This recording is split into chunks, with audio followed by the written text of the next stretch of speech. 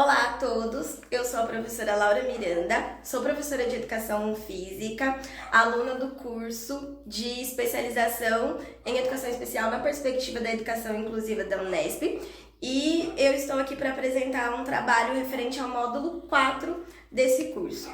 Vou fazer a minha audiodescrição. Eu sou uma pessoa de pele negra, não retinta, sou uma mulher cisgênera, tenho a estatura baixa, 1,50 m. No momento eu estou com o cabelo meio preso, um pouco jogado ao lado, meu cabelo é cacheado na cor castanho escuro, estou usando uma blusa no tom salmão de gola alta e manga curta, eu uso óculos de grau, eles são um pouco quadrados e tem cores entre azul claro e marrom escuro. Nas mãos eu uso apenas uma aliança de compromisso e a câmera está enquadrada do meu quadril para cima.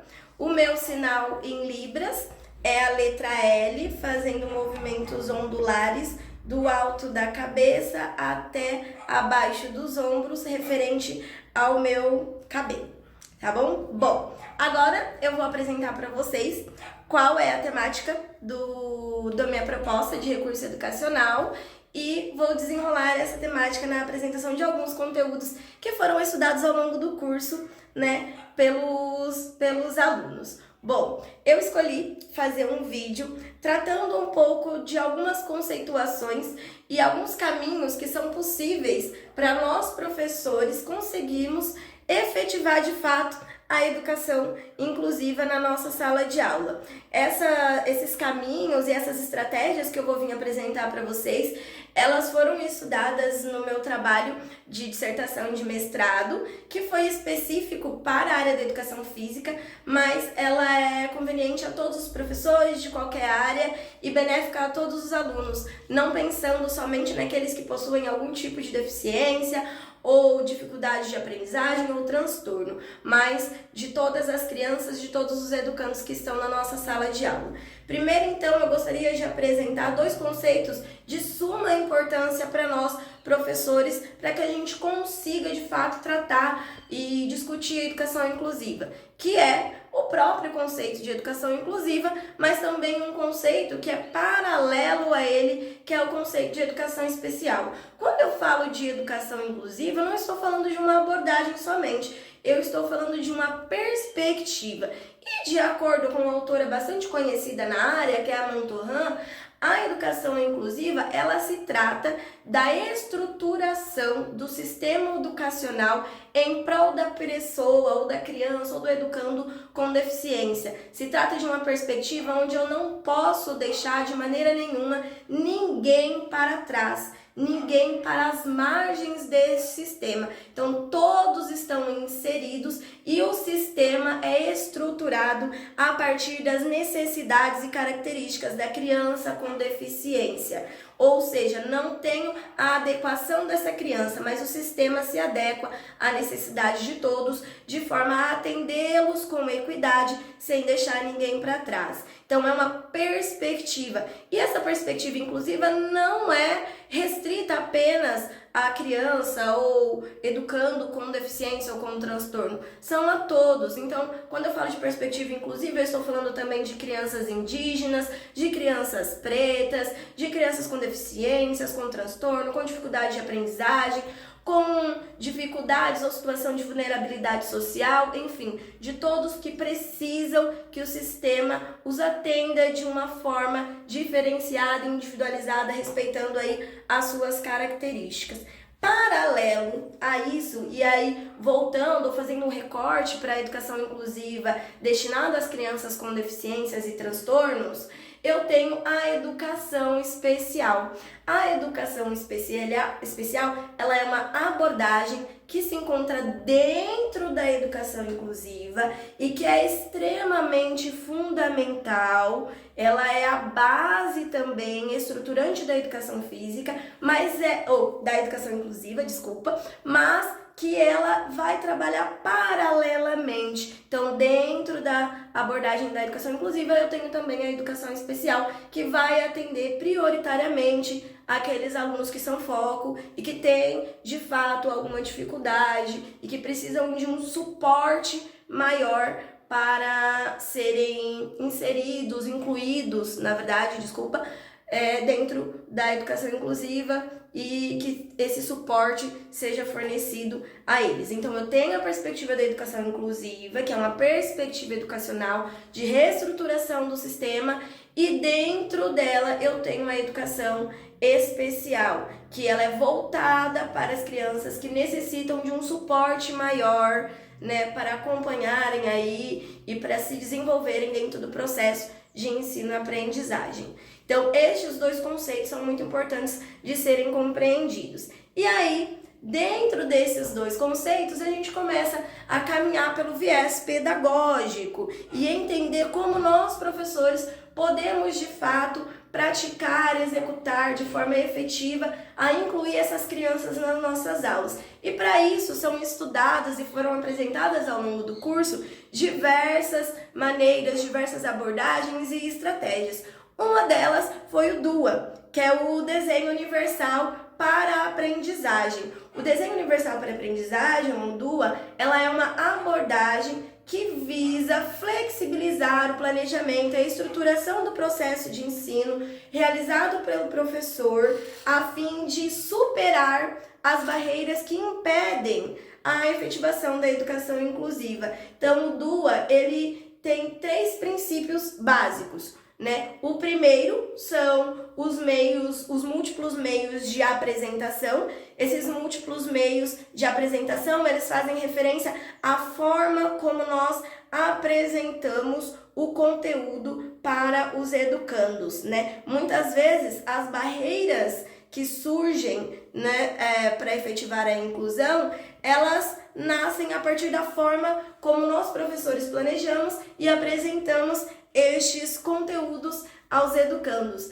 Então, quando eu falo de múltiplas formas de apresentação, múltiplos meios, é apresentar esse conteúdo para o educando de diversas formas, quebrando a barreira que pode impedir que o conteúdo chegue a ele. Então, eu posso apresentar esse conteúdo em forma de vídeo, em apresentação oral, em forma de desenho, com material concreto, com demonstração, com auxílio físico, muitas vezes, no caso da própria educação física, através de vídeos, através de imagens, de desenho na lousa, de explanação verbal, de auxílio individual, de um jogo, né, de uma encenação em aula, através de música, né? Então, o primeiro princípio seria múltiplas formas de apresentação.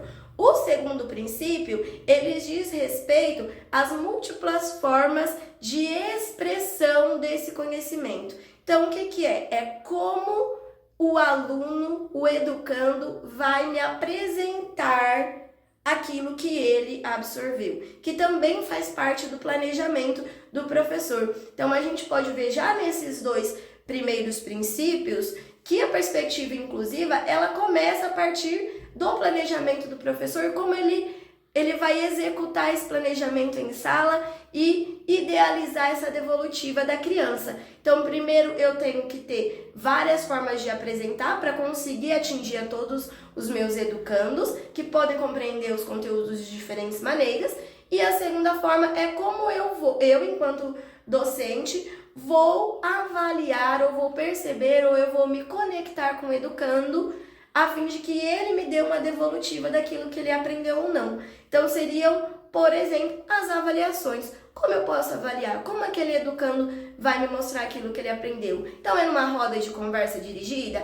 É numa chamada oral? É numa avaliação escrita? É em uma avaliação através de desenho? É em um trabalho? É construindo uma maquete? É em um vídeo? É através de uma construção cultural? É através de um roteiro, de uma história em quadrinhos? Então, se eu tenho um aluno, por exemplo, com autismo e que tem ali um hiperfoco em história em quadrinhos, por que não eu posso adaptar a minha avaliação para a forma de história em quadrinhos para que eu consiga avaliar como ele me deu essa devolutiva? Se eu tenho um aluno que é muito bom na oralização, mas não é tão bom na escrita, então por que não fazer uma chamada oral, uma avaliação verbal com ele? Então são as formas como eu consigo avaliar a aprendizagem desse educando, e aí também trabalhar com múltiplas formas de avaliação. E o terceiro princípio do DUA, né? O primeiro de apresentação, o segundo de expressão do conhecimento e o terceiro princípio é o princípio do engajamento. Então, como que eu vou manter a minha turma, o meu educando, entusiasmado, envolvido no conteúdo? Como nós, docentes, podemos fazer para que as crianças não se dispersem e estejam de fato envolvidas nesse conteúdo? Como eu posso fazer isso? Por exemplo, eu posso trazer o conteúdo para a realidade do educando? Posso. No caso da educação física, que é a minha área de atuação, se eu for brincar, eu vou atuar com jogos e brincadeiras, por que não trazer as experiências prévias das crianças para o meu meio de aula, para a minha prática docente? Se eu tenho um aluno com hiperfoco em jogos eletrônicos, por que não trazer o universo dos jogos eletrônicos para a minha aula? Se eu tenho uma criança que tem interesse em música, por que não trazer para a minha aula um momento de música, um momento de descontração? Então, é trazer as vivências e os interesses das crianças para dentro do nosso contexto de aula, a fim de manter a turma engajada. Esses três princípios do DUA faz com que as crianças estejam dentro da nossa aula, dentro do conteúdo, consigam se interessar e ao mesmo tempo a gente consegue cumprir com o nosso planejamento e também avaliar se o nosso trabalho está sendo efetivo e está causando uma aprendizagem significativa ou não nessa criança, e aí passar pelo processo de replanejamento docente também.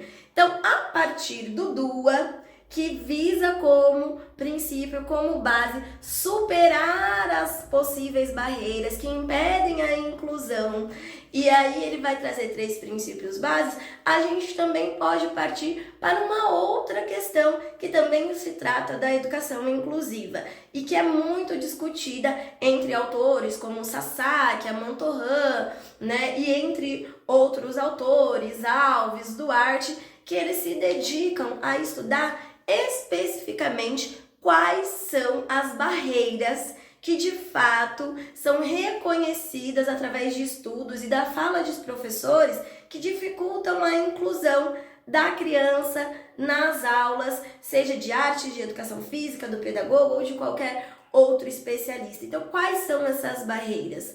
Como eu posso inserir o DUA dentro dessas barreiras? E aí eles vão nomear algumas dessas barreiras, os principais autores aí que eu posso deixar depois no final do vídeo, as referências que eu utilizei nessa pesquisa. Então são as barreiras, vou usar uma cola aqui, as barreiras arquitetônicas, as barreiras de formação docente, as barreiras de políticas públicas, as barreiras atitudinais, então a forma como o professor se posiciona em sala de aula, as barreiras comunicacionais, que fazem referência a como nós docentes nos comunicamos com o educando, que também faz referência, está inserida ali no segundo princípio do DUA e até mesmo no primeiro, então as múltiplas formas de apresentação, as barreiras administrativas escolares, que aí ultrapassam a atuação docente, fazem referência à gestão das escolas, as barreiras instrumentais metodológicas, então quais são as abordagens, as metodologias, os materiais que eu utilizo dentro da minha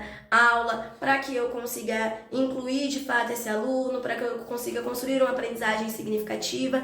Outras duas barreiras bastante importantes é a própria família do educando, que muitas vezes dificulta o processo de inclusão, muitas vezes pela falta de aceitação do diagnóstico ou pela falta de vínculo entre escola e educando, e o próprio diagnóstico, que muitas vezes impede, né, a execução ou o prosseguimento, um processo de inclusão ou até mesmo atendimento na educação especial para esse educando.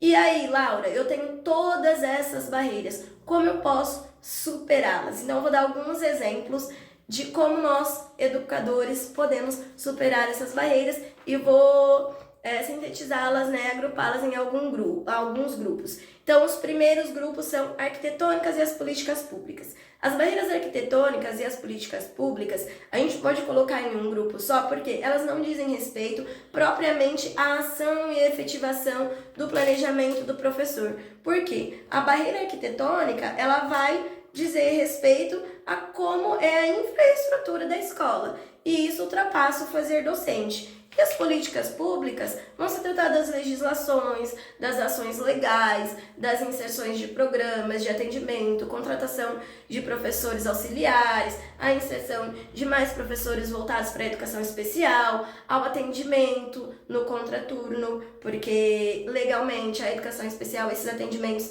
devem acontecer no contraturno do ensino regular. Então, tudo isso tratam-se de ações de políticas públicas, incluindo as reformas estruturais da escola. Porém, nós, enquanto professores, temos o dever de levar adiante essas demandas, fazer a fiscalização e usar dos nossos direitos enquanto docentes, servidores públicos, para conseguir essa cobrança e esse acompanhamento das ações públicas na reforma estrutural das nossas escolas e dos nossos sistemas de ensino. A formação docente e a barreira metodológica. Então, como eu posso, diminuir essa barreira de formação docente? Grupos de estudos dentro da escola, uma gestão, informações de HTP que levam em discussão de forma coletiva as dificuldades dos professores, trazer à tona exemplos, discutir textos, formações de curta duração, palestras, encaminhamento de grupos, participação em grupos de estudo internos da escola, em eventos pedagógicos. Tudo isso facilita a formação docente continuada, que é tanto deficitária no nosso caso e que muitas vezes os professores não têm acesso pela sobrecarga de trabalho e burocracia. Então, cursos como este, que eu faço parte, outros professores, poderiam ter chegado a outros professores também, se isso fosse mais amplamente divulgado e chegasse ao conhecimento, por exemplo, das gestões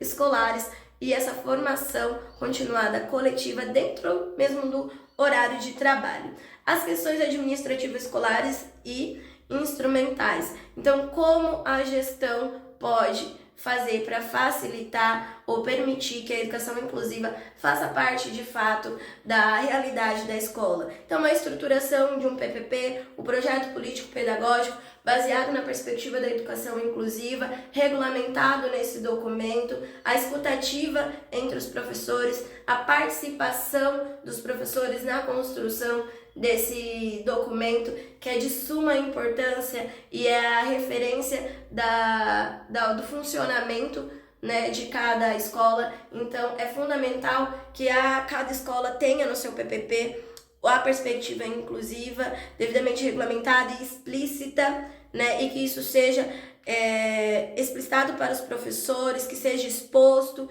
que seja discutido, manter uma escutativa entre gestão e corpo docente, para que seja discutido, para que seja debatido, manter a escuta ativa para ouvir as demandas de dificuldade dos professores. Então, são todas demandas que podem ser dialogadas coletivamente para ser diminuído essas barreiras também. Em relação à família do educando, mas a família do educando tem muitas barreiras, não aceita o diagnóstico, não dá a medicação, não leva na terapia. Como a gente pode fazer enquanto escola? Manter o diálogo próximo e acolhedor e respeitoso e de orientação para essas famílias. Muitas das famílias ainda estão vivendo um processo de luto entre a idealização de uma criança ideal e um diagnóstico que muitas vezes vem para quebrar as expectativas que uma mãe, que um pai, que uma família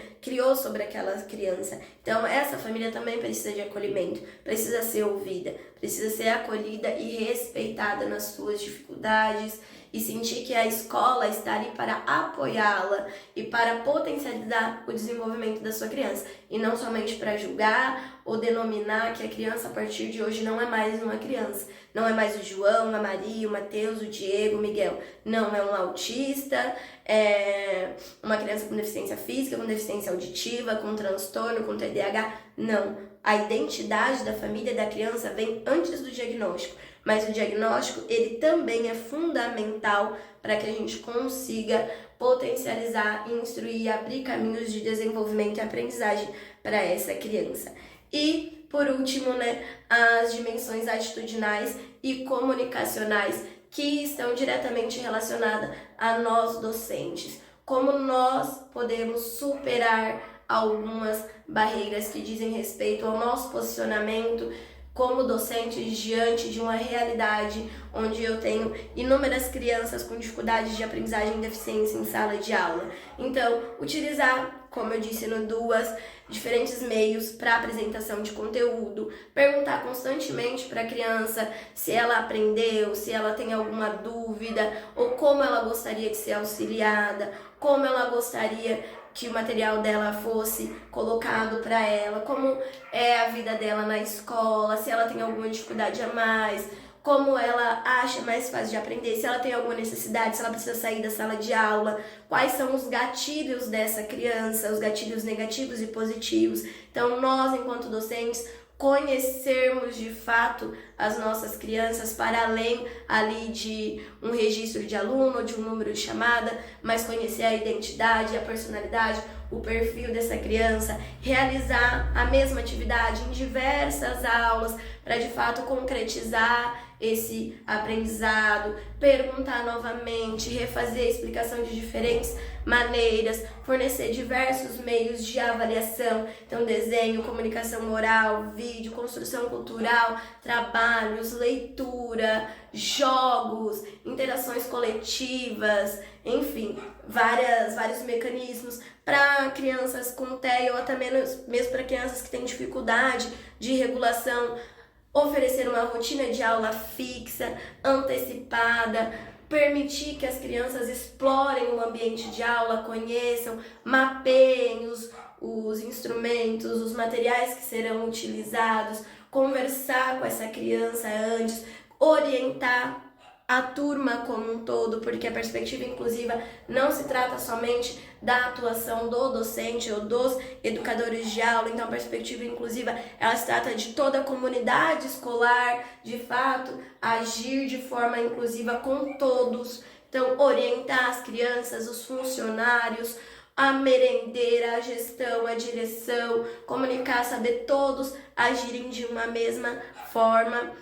Oferecer o acolhimento afetivo, antecipar o material, adaptar propostas, manter o diálogo com os professores auxiliares e os professores da educação especial para que todos consigam agir e se planejar dentro de uma mesma abordagem a fim de unificar o sistema e a perspectiva de aprendizagem.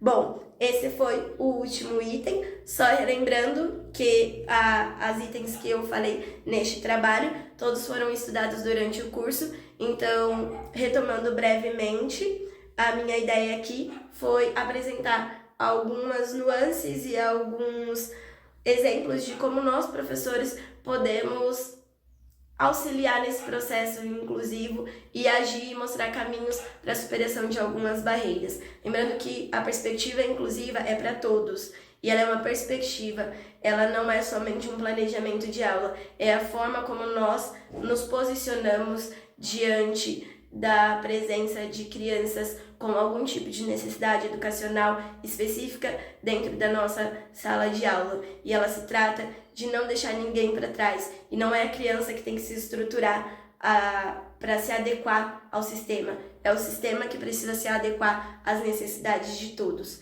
A educação especial, ela é paralela, mas ela também se alinha dentro da perspectiva inclusiva, ela é necessária, ela é fundamental para o desenvolvimento, atendimento e suporte de crianças com dificuldades de aprendizagem, deficiências ou transtornos. E esses profissionais que atuam na educação especial, eles são de extrema importância dentro da perspectiva da educação inclusiva para agir conjuntamente. E aí nós temos o DUA, que é o Desenho Universal para a Aprendizagem, com os 3 princípios, os múltiplos meios de apresentação, múltiplos meios de ação e expressão, múltiplos meios de engajamento, a forma como eu apresento o conteúdo para minha criança, a forma como eu avalio a minha criança e como eu faço para deixar essa criança entrosada, entusiasmada na minha aula. Esses 3 princípios vão refletir e vão nos encaminhar ao direcionamento da superação de barreiras que podem impedir a inclusão das crianças nas nossas aulas. Algumas das barreiras citadas foram as arquitetônicas, as estruturais, metodológicas, formação docente, políticas públicas, atitudinais, comunicacionais, gestão administrativas. E todas elas podem ser superadas através de algumas ações docentes. Nem todas diretamente ligadas a nós, mas que nós podemos interferir e colaborar para que elas sejam superadas. Então essa foi a minha ideia e eu agradeço muito. Obrigada, até a próxima.